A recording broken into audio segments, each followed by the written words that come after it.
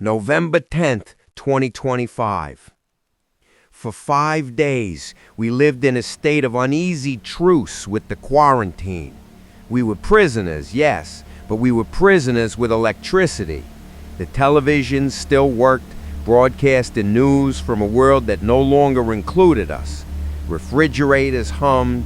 At night, the streetlights cast lonely pools of orange onto empty sidewalks. It was a fragile, pathetic illusion of normalcy, but it was all we had. Tonight, the illusion shattered. It happened at 8:17 p.m. There wasn't a flicker or a warning, just a deep, final thud that seemed to shake the foundations of the clinic, as if a giant switch had been thrown somewhere miles away. The lights went out. The hum of the refrigerator died with a low groan. The world was plunged into a silence so absolute it felt like a physical weight. For a moment, I just stood there in the dark, my heart hammering against my ribs. Then the generator out back coughed, sputtered, and roared to life. The clinic was flooded with the harsh, sterile light of our own power, but when I looked out the window, the sight stole the breath from my lungs. That perfect, unbroken black lasted for maybe 15 seconds, an eternity, and then came the uproar. It was a cacophony at a healthy, shouts from house to house, the frantic slam of doors, a baby crying. Mixed in with the human panic was a new mechanical sound, the sputter and cough, and then the strained roar of personal generators kicking the life, one after another. Brody was at the clinic door within minutes, his face a grim mask in the generator's glare. "You and the patients okay in here?" he asked, skipping any preamble. His focus was on immediate threats. "Good. The whole town's dark. I've got deputies fanning out to keep a lid on the panic. I wanted to make sure this place was secure first, before I started trying to figure out what the hell happened." For the next hour, that's what we did. While I checked on the patients, Brody worked the radio, his voice growing tighter with each call. The response from the guard was a masterclass in bureaucratic stonewalling. They had no information.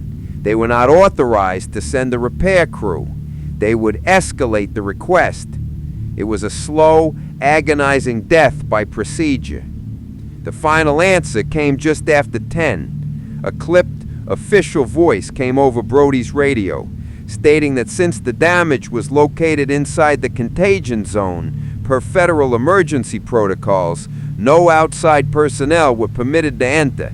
The request for repair was officially denied. Brody turned from the radio, his face pale. "That's it then," he said quietly. "They're not just letting us die. They're going to let us freeze first." The local forecast was calling for the first real nor'easter of the season by the end of the week, a storm that would bring heavy, wet snow and plunging temperatures. The nights are already dropping into the 20s, a damp, clinging cold that seeps into your bones. This isn't just about light anymore. This is about heat. This is about survival. The town is now a scattered constellation of lonely, defiant lights, and I can only imagine the terror of the families inside. They're huddled around their light and their warmth, knowing the fuel is finite, the cold is coming, and that the sound of their survival is a dinner bell ringing out into the endless freezing night.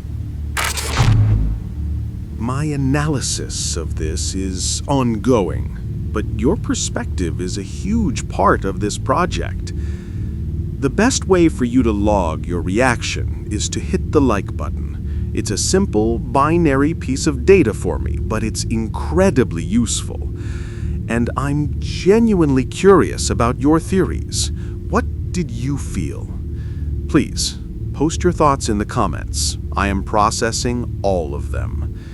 If you want to stay on this feed and continue this experiment with me, be sure to subscribe to Static Drip and turn on notifications. You won't want to miss what happens next.